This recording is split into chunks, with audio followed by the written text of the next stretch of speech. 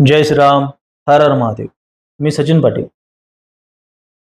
माननीय खासदार संसद रत्न अमोल कोल्हे यांची सावित्रीबाई फुले यांच्या जीवनावर असलेली मालिका संबंधित चॅनलने बंद करण्याचा निर्णय घेतलाय.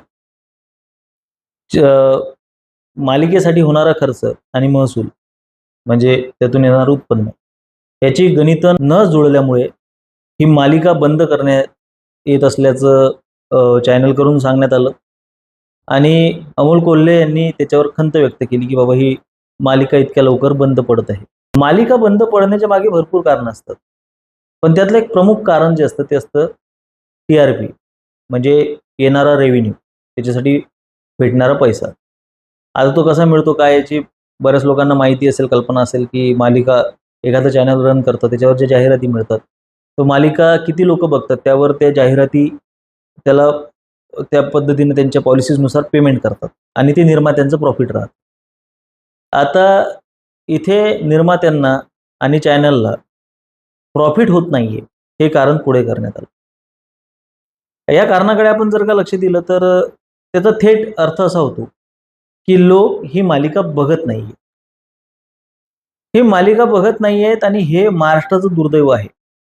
सावित्रीबाई फुले आणि ज्योतिबा फुले यांच्या जीवनाचा संघर्ष बघण्यामध्ये लोकांना रस नाहीये, असं काहीसं म्हणणं अमोल कोल्हे आणि अमोल कोल्हे समर्थकांचं झालेलं आहे, हे आपल्याला माहिती आहे. आता काही दिवसांपूर्वी म्हणजे 2024 मध्ये, वर्षांपूर्वी म्हणू शकतो आपण, सत्यशोधक नावाचा चित्रपट आला होता. त्यामध्ये संदीप कुलकर्णी आणि राजेश्री देशपांडे यांच्या मुख्य भूमिका होत्या. त्या चित्रपटाबद्दलही हेच झालं सेम. तो चित्रपट सुद्धा चालला नाही. कुठल्या तरी थिएटरमध्ये त्या चित्रपटामध्ये आवाज येत नव्हता म्हणून हिंदुत्ववाद्यांनी तिथं आंदोलन केलं होतं की फुलेंच्या जीवनावरच्या चित्रपटामध्ये आवाज गेलेला आहे वगैरे वगैरे करून त्या थिएटरला त्याने डोक्यावर घेतलं. तर एवढा प्रसंग घडला वगैरे, पण बाकी त्या चित्रपटाची फारशी चर्चा झाली नाही. मग याचा अर्थ खरोखर महाराष्ट्रातला पुरोगामित्वावरचं प्रेम संपलंय का? फुले दाम्पत्यावरचं प्रेम संपलंय का? की त्यांना त्यांच्या जीवनामध्ये काही बघायला इंटरेस्ट नाही, अशी वस्तुस्थिती आहे का? तर याचा आपण सारासार विचार केला तर एक लक्षात येईल की कुठल्याही गोष्टीचा जेव्हा तुम्ही अतिरेक करता, कुठलीही गोष्ट एका मर्यादेच्या बाहेर आपण नेतो ना, तेव्हा त्या गोष्टीचा ऱ्हास सुरू होतो, ती गोष्ट संपत येते, त्या गोष्टीचा प्रभाव संपतो. थोडक्यात अमोल कोल्हे यांनी एक गोष्ट लक्षात घेतली पाहिजे आणि त्यांच्या समर्थकांनी सुद्धा. अमोल कोल्हे हे खूप चांगले नट आहेत, म्हणजे उत्कृष्ट नट वगैरे नाही, पण चांगले नट आहेत आणि त्यांना सुद्धा कल्पना आहे. एक हुशार व्यक्तिमत्व आहे, बुद्धिमान आहेत. त्यांना कळतं की बाबा नेमकं कशातून कुठून रेव्हेन्यू येतो, कुठून पैसा जनरेट होऊ शकतो. तर त्यांनी थोडा व्यावहारिकदृष्ट्या विचार केला पाहिजे आणि खरोखर पुरोगामी या शब्दाचा अर्थ काय होतो, पुरोगामी या शब्दाची फोड काय आहे. तर पुरो म्हणजे पुढे, गामी म्हणजे जाणारा, जो पुढे पुढे जातो. आज आपण पुढे पुढे जाण्यात सर्वात मागे जर कोणी असेल या जगामध्ये तर ते पुरोगामी आहेत, ही गोष्ट लक्षात घेतली पाहिजे. पुरोगाम्यांना पुढे जाण्यामध्ये काही रस नाही. ते आजही आपल्याला 200, 300, 400 वर्ष आधी अडकून ठेवतात.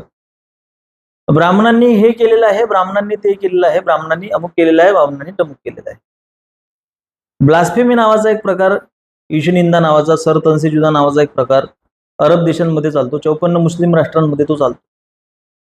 त्यामध्ये एखाद्याचा काटा काढायचा असला तर त्याला सांगतात की बाबा याने पैगंबरची आणि अल्लाची निंदा केली, याने कुराण जाळलं, याने कुराणची निंदा केली, टीका केली, अपमान केला. आणि मग ती लोक स्वतःहून येऊन पुढे, किंवा तिथले मुजाहिदीन, तिथले मिलिटंट, तिथले सरकार कोणीतरी येऊन त्यांना पुढे येऊन काय करतं, शिक्षा देतं, किंवा कधी कधी जनताच देते. नेकलेसिंग करतात, म्हणजे ते गळ्यात टायर टाकून जाळतात, पेटवतात, कधी तुकडे करतात, कधी गोळ्या घालतात, कधी जे काय ते वेगवेगळ्या पद्धतीनं. तर हे एक प्रॉमिनंट रिझन असतं, एक महत्वाचं कारण असतं ईशनिंदा, खास करून काफरांना मारण्यासाठी. आज भारतामध्ये हे शस्त्र आपल्याला मनुवादी या ब्राह्मणवादी या नावाखाली आपल्याला बघायला मिळतं. भविष्यात तो दिवस दूर नाही आहे की मनुवादी ब्राह्मणवादी म्हणून हत्या होतील लोकांच्या. आज जर का एखाद्याचा पाय उतारा करायचा असेल, एखाद्याची पोझिशनवरून त्याला खाली आणायचं असेल, तर त्याचं जे कॅरेक्टर असॅसिनेशन करतात, त्याच पद्धतीचं मनुवाद आणि ब्राह्मणवाद हे शब्द आहेत. हे कॅरेक्टर असॅसिनेशनपेक्षाही, चारित्र्य हननापेक्षाही प्रभावी शस्त्र आहेत. त्या संबंधित व्यक्तीला तुम्ही ब्राह्मणवादी आणि मनुवादी घोषित केलं तर त्या ब्लास्फेमीसारखंच, त्या ईशनिंदेसारखंच, त्या पैगंबराच्या अल्लाच्या टीकेसारखंच आज भारतामध्ये वातावरण निर्माण होते आणि त्या व्यक्तीला सध्या तरी हत्या करत नाहीत, पण त्या व्यक्तीला त्याच्यासाठी खूप मोठं त्याचं हे भोगावं लागतं, फळ भोगावं लागतं. या एकंदरीत वातावरण निर्मितीसाठी जी गोष्ट कारणीभूत आहे ते म्हणजे पुरोगामी. कुठल्याही विषयाला ते मनुवाद आणि ब्राह्मणवादावर घेऊन येतात. त्यांना ते 200-400 वर्षाच्या पुढे निघायचंच नाही. विषय कुठलाही असो, पेट्रोल डिझेलचे भाव वाढलेत त्याला मनुवाद कारणीभूत आहे. महागाई वाढली त्याला मनुवाद कारणीभूत आहे. 2014च्या पूर्वी जर का महागाई वाढली, पेट्रोल डिझेलचे भाव वाढले किंवा देशाच्या प्रगतीचा प्रश्न असला, त्याला सुद्धा मनुवादच जबाबदार होत आहे. कुठे नुकसान झालं त्याला मनुवाद जबाबदार आहे. रस्त्यावर खड्डा पडला त्याला मनुवाद जबाबदार आहे. पूल कोसळला त्याला मनुवाद जबाबदार आहे. त्याच्या पोटात दुखायला लागलं त्याला ब्राह्मण जबाबदार आहे. भविष्यात तर ही पण परिस्थिती निर्माण होणार आहे, काय पुरोगामीच्या घरात लेक पाळणा हल्ला तर तो म्हणेल नाही हे माझी इच्छाच नव्हती, हे ब्राह्मणांनीच केलंय. तर ही जी मानसिकता निर्माण झालेली आहे ती का झालेली आहे? कारण की ते 200-400 वर्ष, 500 वर्ष, 600 वर्षाच्या बाहेर आम्हाला पडायचंच नाही. प्रगतीच्या नावाखाली हिंदुत्ववादी सुद्धा काय करतात, ते ढोल वाजवताना आपल्याला दिसत आहेत. परमपूज्य, प्रातस्मरणीय, आदरणीय मोहनजी भागवत ज्या पद्धतीने भाष्य करतात, कारण की त्यांच्याबद्दल बोलायला गेलो लोकांना फार राग येतो. लोक म्हणतात ते किती महान आहेत, ते इतके मोठे आहेत आणि तुम्ही त्यांच्याबद्दल बोलता, आपली पात्रता आहे का? अरे पण त्यांची पात्रता आहे का त्यांनी धर्मशास्त्रावर बोलावं? त्यांनी अशा उलट-सुलट टीका कराव्या, त्यांनी पण घाण टीका केलेल्या. तुम्हाला आता एक एक गोष्ट काढत बसलो तर फार तो विषय वाढेल. पण ज्या पद्धतीने त्यांचं असं म्हणणं आलेलं आहे की बाबा पंडितांनी जाती निर्माण केल्या आणि जाती व्यवस्था आपल्या देशामध्ये खूप रुढलेली होती, 2000 वर्ष झाले एका विशिष्ट वर्गावर अन्याय झालेला आहे, म्हणून येणारे पुढचे 200 वर्ष त्यांना आरक्षण मिळालं पाहिजे असं म्हणत आरक्षणाच्या सारख्या पद्धतीचं समर्थन करणारे भागवत, ते सुद्धा त्याच रेगोटा ओढताना आपल्याला दिसतात. मग तो हिंदुत्ववादी असो, उजवा असो, डावा असो, पुरोगामी, अमका वाणगामी, तसं एवढंच काय तर सावरकरांची जयंती आहे, सावरकरांच्या जीवनावर बोलण्याच्या ऐवजी सावरकर जयंतीच्या कार्यक्रमाचं नाव बदलून सावरकर जयंती उर्फ आंबेडकर गौरव दिवस किंवा गांधी टीका दिवस असं करायला पाहिजे. ते राहतं सावरकरांच्या जीवनावर भाष्य करायचं, ते सावरकरांनी काय केलेलं आहे, कसं केलेलं आहे, कशा पद्धतीने राष्ट्रचेतना, राष्ट्र निर्मिती राष्ट्रामध्ये त्यांनी स्फुल्लिंग चेतवलेलं आहे, कशा पद्धतीने त्यांनी सशस्त्र क्रांतीचा मार्ग दिलेला आहे, कशा पद्धतीने त्यांनी हिंदूंचं सैनिकीकरण करायला सांगितलेलं आहे. या सगळ्या गोष्टींना मागे ठेवून कुठेतरी त्यांच्या सहभोजनाचे कार्यक्रम, त्यांचे आंतरजातीय विवाह, सप्तबिडी, केवळ ह्याच कार्यक्रमांना पुढे करून कशा पद्धतीने आंबेडकरांच्या सारखं सावरकरांचं कार्य होतं हे समजून सांगण्याचा कार्यक्रम म्हणजे सावरकर जयंतीचा कार्यक्रम. एवढी काय ते सावरकर जयंतीची व्याख्या या लोकांनी करून ठेवलेली आहे. आज आपल्याला त्या गोष्टींच्या बाहेरच पडायचं नाहीये. आज आपल्याला पुढे जायचं म्हटलं तर हिंदूंचं सैनिकीकरण अजून झालेलं नाहीये, त्या गोष्टीवर सावरकरवाद्यांनी फोकस करायला पाहिजे. आम्हाला फोकस दुसरी, तिसरी, चौथीकडेच आहे. केवळ सत्तेमध्ये भाजपा राहावी हा एकमात्र एककल्ली प्रयोग आमचा आहे. हे हिंदुत्ववादींची गत आहे, पुरोगाम्यांची सुद्धा तीच गत आहे की सत्ता मिळवण्यासाठी लोकांची माथी कायमस्वरूपी भडकून 400-500 वर्षाअगदी काय घडलंय ते नेमकं तसं घडलंय का नाही हा सुद्धा प्रश्न असताना, आजही इतिहासाच्या नावाखाली आम्ही विमर्शांमध्ये जगत असताना, आजही जेव्हा फुलेंच्या लिखाणाबद्दल किंवा साहित्याबद्दल जर का माहिती पुढे येते, तेव्हा आपण जर का फुलेंच्या प्रत्येक गोष्टीला योग्य मानलं तर फुलेंनी जे छत्रपती शिवाजी महाराजांचे गुरु म्हणून आर्यवर्माने शूद्र रामदासाचे नाव धारण करून अक्षरशून्य शिवाजीस, अज्ञानी शिवाजीस यवनांच्या पाठीशी धाडले, हे वाक्य जर का आपण बघितलं किंवा पोवाड्यामध्ये त्यांनी जर का उल्लेख केलाय, जसं ज्या पद्धतीने छत्रपती शिवाजी महाराजांचे गुरु म्हणून त्यांनी समर्थ रामदास स्वामींना संबोधलेलं आहे, किंवा त्यांना जेव्हा त्या याचा जीर्णोद्धार करायचा होता छत्रपती शिवाजी महाराजांच्या समाधीचा, तेव्हा त्यांनी चाफळच्या स्वामींची मदत घेतलेली आहे. हे ठसठशीत उल्लेख असताना सुद्धा वास्तविक समाधी शोधली याचा कुठेही उल्लेख नाहीये. एका पत्रव्यवहारामध्ये मी त्या समाधीला गेलो असता, भेट दिली असता, ती जीर्णावस्थेत आहे असा उल्लेख आहे. त्याच्यासाठी जीर्णोद्धार करावा अशा पद्धतीचे त्यांचे प्रयत्न होते.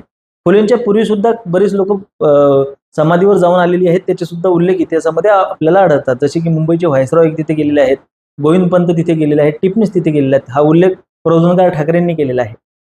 फुलेंच्या अख्ख्या साहित्यामध्ये कुठेही मी समाधी शोधल्याचं किंवा त्यांच्या नंतरच्या साहित्यात किंवा समकालीन साहित्यामध्ये किंवा त्याच्यानंतरच्या बऱ्याचशा प्रबोधनकार ठाकरेंपर्यंत कोणीही छत्रपती शिवाजी महाराजांची समाधी ही फुलेंनी शोधल्याचा उल्लेख केलेला नाही. फार अलीकडे तो उल्लेख दीनबंधूच्या एका याच्या आधारे, केवळ फक्त थोड्याशा माहितीच्या आधारे हा हरिनरकेंनी केला होता. त्यांनाही जेव्हा प्रमाण मागितलं जायचं तेव्हा ते सुद्धा ब्लॉक करायचे. तर अशा पद्धतीची माहिती पुढे आल्यानंतर आपण जर का विचार केला की फुले इतिहासकार होते का, फुलेंच्या साहित्यातली प्रत्येक गोष्ट आम्ही इतिहास म्हणून मानावी का, तर त्याचं उत्तर या लोकांकडूनच, पुरोगामी लोकांकडूनच नाही असं येतं. फुलेंच्या साहित्यामध्ये अशा बऱ्याचशा गोष्टी आहेत की ज्या आज रोजी आपण बाहेर काढल्या तर समाजामध्ये वादंग निर्माण होऊ शकतो. आजही वारकरी संप्रदाय खूप मोठा आहे. आजही वारकरी संप्रदाय हा समर्पित आहे विठ्ठलाप्रती, माऊली ज्ञानोबारायांच्या प्रती. आज माऊली ज्ञानोबाराय असतील, विठ्ठल असेल किंवा कृष्ण असेल, त्यांच्याबद्दल किंवा ब्रह्माबद्दल किंवा गणपतीबद्दल ज्या पद्धतीचं लिखाण फुलेंच्या साहित्यामध्ये आहे, त्याच्यावरून आजही वाद निर्माण होऊ शकतो. पण आज लोक ते वाद निर्माण करत नाहीत का? कारण की तत्कालीन परिस्थिती तशी होती. त्यांनी तत्कालीन परिस्थितीवर तशा पद्धतीने भाष्य केलेलं आहे. म्हणजे ज्या पद्धतीने विरोधक पुरोगामी झालेले आहेत, विरोधकांनी ही गोष्ट स्वीकारलेली आहे, पण पुरोगामी लोक मात्र ही गोष्ट स्वीकारायला तयार नाहीत की आता आपल्याला पुढे चालायचं आहे, आता आपल्याला पुढे मार्गक्रमण करायचं आहे, आपण त्यांचा आदर्श घ्यावा. पण कायमस्वरूपी आजही प्रत्येक परिस्थितीला तुम्ही त्या गोष्टीशी जोडून समाजामध्ये नाही दाखवू शकत. आज फुलेंच्या जीवनावरचा बनलेला चित्रपट असो किंवा मालिका लोकांनी आनंदाने बघितली असती, पण तुम्ही ज्या पद्धतीने सकाळ दुपार संध्याकाळ उठता बसता केवळ तुम्ही शाहू फुले आंबेडकर ही माळ जपता. हजारो मुद्दे आज समाजामध्ये अस्वस्थ करणारे मुद्दे असूनही आज सरांना संसद रत्न ही जी पदवी बहाल केलेली आहे, कारण की ते प्रश्न विचारतात. पण ते प्रश्न सुद्धा कशावर विचारतात? रायगडाला महाराष्ट्राची राजधानी करावी, भावनिकता निर्माण करणे म्हणजे प्रश्न विचारणे आहे का? ज्या औरंगजेबाच्या विरोधात शंभूराजे भांडले, ज्या औरंगजेबाने शंभूराजेंची हत्या केली, त्या औरंगजेबाचं नाव बदलून तिथे छत्रपती संभाजीनगर करणे म्हणजे प्रगती नाही, विकास नाही, ही व्याख्या मांडणारे अमोल कोल्हे किंवा अशा पद्धतीने बऱ्याचशा गोष्टी अमोल कोल्हेंनी पुरोगामित्वाच्या नावाखाली कालपर्यंत बाबासाहेब पुरंदरेंच्या छत्रछायाखाली वाढलेले आणि आज रोजी पुरोगामी कंपूमध्ये जाऊन ज्या पद्धतीने त्यांची भाषा, सगळं चेहरा मोहरा, सगळी वागणूक बदललेली आहे. काळानुरूप तुम्ही जे बदल स्वीकारता तर तुम्ही हा बदल सुद्धा एक स्वीकारा की लोकांना आता त्याच गोष्टी सांगणं बंद करा. लोक तेच ते बघणार नाहीत. तुम्ही आता पुरोगामित्वाला जास्त कॅश करू शकत नाही. तुम्ही आता पुरोगामित्वाचे ढोल पिटवून तुम्ही त्याच्यातून पैसा कमवू शकत नाही, कारण की ते सगळा कस तुम्ही स्वराज्य रक्षक संभाजीमध्ये काढून घेतलेला आहे. दाखवून दाखवून तुम्ही किती दाखवणार आहे विलन ब्राह्मणांना? आता लोक काय त्यांच्या बोकांडी जाऊन बसतील का? त्यांना भादरतील का? त्यांच्या काय करणार? तुमच्या काय अपेक्षा काय? लोक तेच ते कसं काय बघतील? तुम्ही विचार करा. आज लोकांना याच्या नावाखाली, मनोरंजनाच्या नावाखाली मनोरंजनच हवंय. आणि कृपया मराठी मीडियाला, मराठी प्रेक्षकांना माझी एक विनंती आहे की मनोरंजनाला मनोरंजनच राहू द्या. एक तर मनोरंजनाचा दर्जा इतका ढासळून टाकलेला आहे की हा बिग बॉस हा कार्यक्रम क दर्जाचा आहे किंवा ड दर्जाचा, ढ दर्जाचा आहे. तो एक निकृष्ट नीच कार्यक्रम आहे. तो एक दर्जाहीन कार्यक्रम आहे. हे समजायला काही तुम्हाला रॉकेट सायन्सची स्टडी करायची गरज नाहीये, काही ते एलियन कन्सेप्ट नाहीये. तो दर्जाहीन कार्यक्रम आहे. एक तर तशा पद्धतीचा कार्यक्रम आपल्याकडे पाहायला जातोय. नाही तर मग डायरेक्ट लोकांना अपेक्षा अशी आहे की मनोरंजनातून केवळ प्रबोधनच झालं पाहिजे. मग आत्मपॉम्पलेट म्हणू नका, एलिझाबेथ एकादशी म्हणू नका, किंवा केवळ सामाजिक विषयांवर ज्यांना चित्रपट बनवायचे, केवळ सामाजिक विषयांवर ज्यांना मालिका बनवायच्या आहेत. एक तर ढ दर्जाचं तुम्हाला मनोरंजन द्यायचं आहे किंवा फक्त सामाजिक याच्यावर भाष्य करायचं आहे. अरे नवीन कब लावोगे भाई, कुछ नया कुछ कब लावोगे? ज्या पद्धतीने नवरस आहेत त्यामध्ये एक 10वा रस ऍड करून एक हलकट रस तुम्ही ऍड करा त्याच्यामध्ये, आणि त्या हलकट रसाचा हे द्योतक किंवा त्याचं ते प्रतिनिधित्व करणारा बिग बॉस सारखा कार्यक्रम, तो कार्यक्रम पाहणारा माझा समाज झालेला आहे. नाही तर मग त्यांना अशा पद्धतीचं मनोरंजन पाहिजे की त्याच्यामध्ये केवळ प्रबोधनच आहे. तर प्रबोधनाला लोक एक लक्षात घ्या, कला ही कला असते. कला हे प्रबोधनाचं माध्यम नाही. लोकांना हे खटकणार माझं, पण कला हे मनोरंजनाचं पहिले माध्यम आहे. त्याच्यातून प्रबोधन झालं तर ठीक. पण कला आविष्कार जो आहे, मुळात कला हीच ईश्वरीय देणगी आहे आपल्याला. त्याच्यामध्ये तुम्हाला प्रबोधन कशासाठी घालायचं आहे? आज आपल्या ते संगीत असेल, नृत्य असेल, सगळे शास्त्र आहेत. त्या शास्त्रांबद्दल प्रत्येक संन्यासातला संन्यासी सुद्धा सकारात्मक असतो, कारण की तो कलेला कलेच्या दृष्टिकोनातून बघतो. कलेला कलेपर्यंत मर्यादित ठेवतो. कला ही विरंगुळ्यासाठी आहे, आणि विरंगुळा येण्याची ही जी पद्धत आहे, मानवी जी मानसिकता आहे, ही खूप आधीपासून चालत आलेली आहे. काल परवा त्या पृथ्वी प्रताप, तो आडनाव लपवूया, तो म्हणतोय की तो कांबळे, पृथ्वी कांबळे, तो म्हणतोय की बाबा मला त्यानं एबीपी माझाचे 4 स्क्रीनशॉट टाकले आणि सांगितलं की बाबा या देशामध्ये शेतकऱ्यांच्या समस्या असून, अमुक डमुक सगळ्या समस्या असून यांना फक्त हेच बात नाही. अरे बाबा, तू रडत फिरशील भविष्यात, तू भीक मागत फिरशील की अरे मला घ्या रे, माझ्यावर बातमी बनवा रे. आज काय एवढा महाग झाला की बाबा शेतकऱ्यांच्या बातम्या द्या, मनोरंजनाच्या बातम्या देऊ नका. मी नेहमी पाहतो की कुठेही एखादी मनोरंजनाची बातमी आली ते कोणी ना कोणी कमेंट करतो शेतकऱ्यांचे प्रश्न. अरे काय सगळ्यांनी शेतकऱ्यांचे प्रश्न लिहायचे का? सगळ्यांनी काय ते भावनिकताच तुम्ही जपायचे आणि शेतकऱ्यांचे प्रश्न वृत्तपत्रांमध्ये वाचून तुम्ही काय तीर मारणार आहात? प्रॅक्टिकली तुम्ही ग्राउंडवर त्यांच्यासाठी काय करू शकता? अरे सगळ्याच गोष्टी ते इन्क्लूड होतील त्याच्यामध्ये. एक सम्यकता आपण गमावूनच बसलेलो आहे. सगळे टोकाच्याच भूमिकेत असतात.